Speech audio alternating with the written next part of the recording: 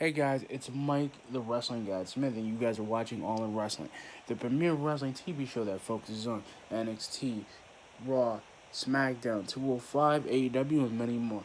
So, like I said, guys, I'm doing my predictions. I know I haven't done them in a while because, I've been kind of busy, but like I said, I already know what's going to happen with SmackDown tonight because SmackDown is going to be good. And what I mean by that, the first thing that's going to happen the Kofi Kingston and Dolph Ziggler rivalry and Kevin Owens rivalry is not going away. It's not. It's too high right now. It's too high. And I kind of feel, and I'm going to be honest with you guys, that no matter what goes on between Kofi Kingston, he's the World Heavyweight Champion. I don't mind dealing with Brock. I don't mind dealing with Seth. I really don't because it's like one of the best rivalries in Raw right now. But him, you got to do it. Kofi's got to do it with Dolph, and he's got to do it with Kevin.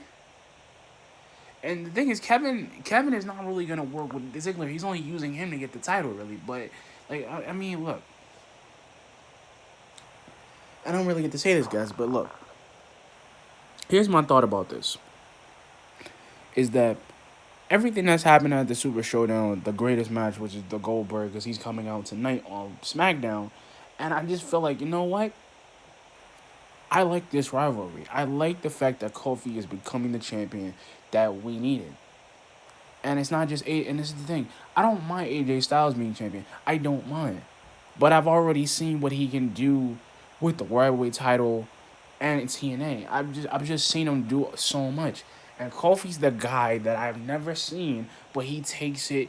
His promo work is better. Like he takes the fact that he's champion, and he's kind of like DJ with Street Fighter. He just goes in, and you know, you think Kofi's not gonna be this guy, but he is. And like I said, but the second thing I'm thinking about also too is the Roman Reigns, and I didn't really get to talk about the Roman Reigns and Shane rivalry because I feel like, okay, here's what I feel like, right?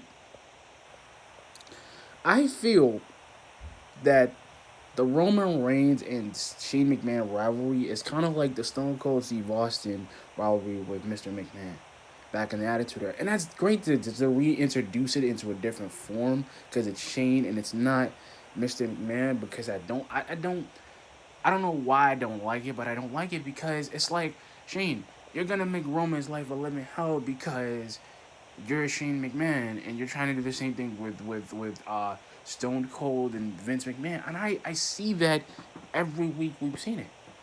And I like the fact, here's the thing, I like the fact that we can get up and do it.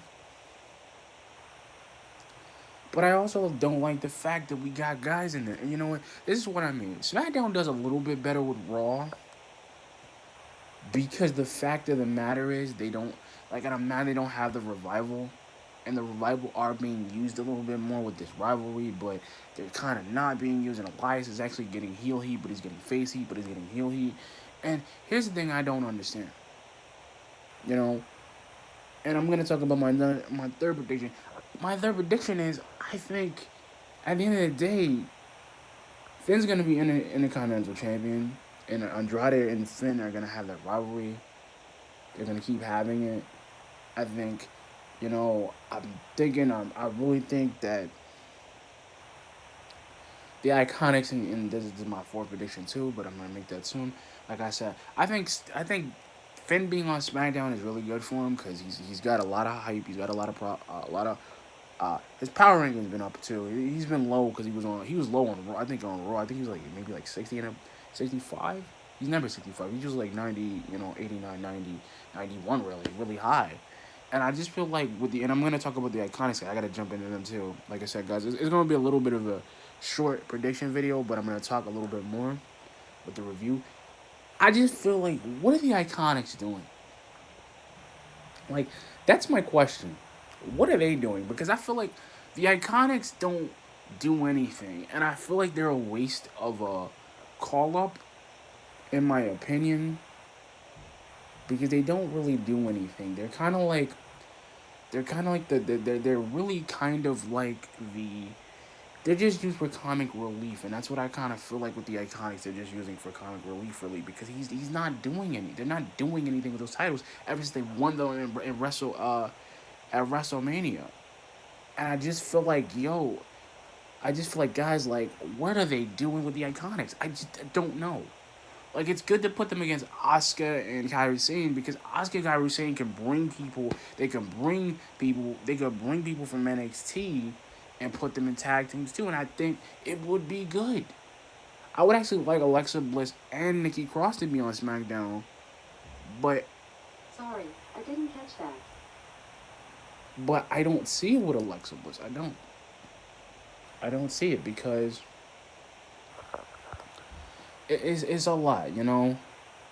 And I'm tired of dealing. I'm tired, and this is what I mean. It's like it's the same thing with Lacey Evans, and it was the same thing with Lacey Evans, and with her being on Raw. She has no storyline. They don't have anything. They're being used, like not really used, and this is what I'm talking about. Like SmackDown does a lot of good things with the women in the division. The women's division is stacked to the brim, and I like that they're stacked. But I still have a problem with the Iconics not being something because the Iconics aren't really anything because they're not really building them. They're not really kind of trying to build them a little bit. They're just taking them and saying, listen, this is what we can do with the Iconics. This is what we can do with this. This is what we can do with you. This is what we're going to do over here. We're going to put this over here and we're going to put this over here. And that's the problem. And this is what I mean. I deal and I get it. And this is what I'm hitting you guys with my own brand of truth. And I've been honest with you guys. This is what's getting me views. But like I said, I'm being honest with you guys. If I see a tag team that's not really doing a storyline, and I'm gonna use a reference like you know how like when Darren Young and Titus O'Neil first came and they were the primetime players and they started winning tag titles and they started losing, and then Titus got mad and threw and got rid of Darren Young, and then Darren Young tried to do a single push and it didn't really work out so well. See, that's what I didn't like. I didn't like the fact that they were trying to do a lot of things with them, and still Titus O'Neil is a good guy, but I don't see that much of him. You know, he's working on Titus Worldwide. I don't really see it. I see Dana Brooke more, but Dana Brooke's not really trying. I see her like not really having a storyline, and it's kind of like, oh, and this is what I mean too. And I'm gonna take a point, like, and this is what I mean. Pedro's right that they put them in a tag team because Kairi Sane and Oscar are two different forces. That they could both be champion and they could both come into the Raw Women's Champion and fight and do all this stuff. Because the thing is, they're developing them for something, for a blow off match, or they're developing for a bigger storyline. And that was the thing. That's the thing with AJ Styles. Like they could develop him and they could do it. And that's the thing, they could put him with Seth because Seth is somebody who will fight anybody, who will fight Brock Lesnar, who will win again and beat Brock Lesnar because Paul Heyman doesn't get it. He doesn't get it. This is not about the legacy, dude. You keep coming out here, but you never show up. And this is what I mean. But like I said, my fifth and final prediction would be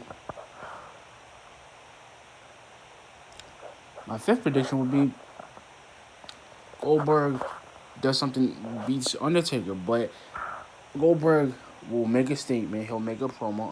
Undertaker will come out, and they'll have a fight. Because you know what, I like that Goldberg is fighting a legend like Undertaker, and he is a legend. He's an icon in his own way, and he's still the biggest icon next to Sting, Hulk Hogan, Scott Hall, Kevin Nash. These icons these larger than life dudes that we've seen from the '90s and in WCW. And this is what I mean. It could have happened a long time ago, and I get the reason why he left, and I get why he didn't go. He didn't stick for 10 years because he would have never had a rivalry with Undertaker. This could be a bigger rivalry. If Undertaker stays, he should stay and fight Goldberg. That brings that brings the hype of what they could accomplish together. And I got one more thing to talk about, guys. Like I said, I'm not gonna make a long video, but I'm gonna go a little deeper too. Like I said, you guys have to understand that Goldberg is a guy, and everybody thinks that Goldberg can't beat the Undertaker. What if he beats him? Brock Lesnar was the dude, and everybody said that Brock wasn't going to beat him. What happened? Brock Lesnar beat him,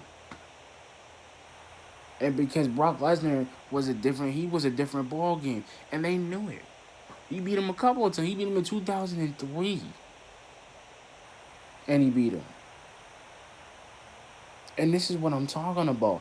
Y'all don't never think that anybody's unbeatable. Goldberg is unbeatable. Because Brock couldn't beat him in Survivor Series and he came back. And Brock thought he was going to just dominate. And that's the thing, Brock, you can't. When we know you can't dominate and we figured out how to beat the dude in the submission, then you're not the guy. You're not scary. And this is what I mean.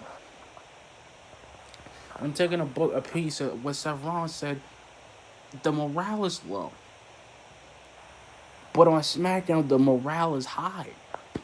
It's really high because of Bayley. Because we're seeing a side of her that we didn't get to see when she was on Raw. Because they were always trying to upstage her. Then with Sasha, then with Charlotte. Then they wanted to focus on Charlotte. But when Bayley came in, it was the same thing when Paige came in. Everybody thought that Paige wasn't going to beat AJ Lee, and she did, and she took it over, and she beat her. And that's what I'm talking about. So now you got somebody like Paige, a women's legend like her, coming back from where her exile, coming back and showing the new generation of women wrestlers like Asuka, Kairi Sane, and even Io Shirai. And I believe Io Shirai would come, but here's my thing, and I got one more piece of thing, and I am going to stop the video, guys. But like I said, I believe that SmackDown has done some stuff and Raw can do it, and I believe tonight Raw is going to be a good show. Why? Because there's so many rivalries happening, and because the 24/7 title is actually becoming relevant on SmackDown. It's not becoming relevant on Raw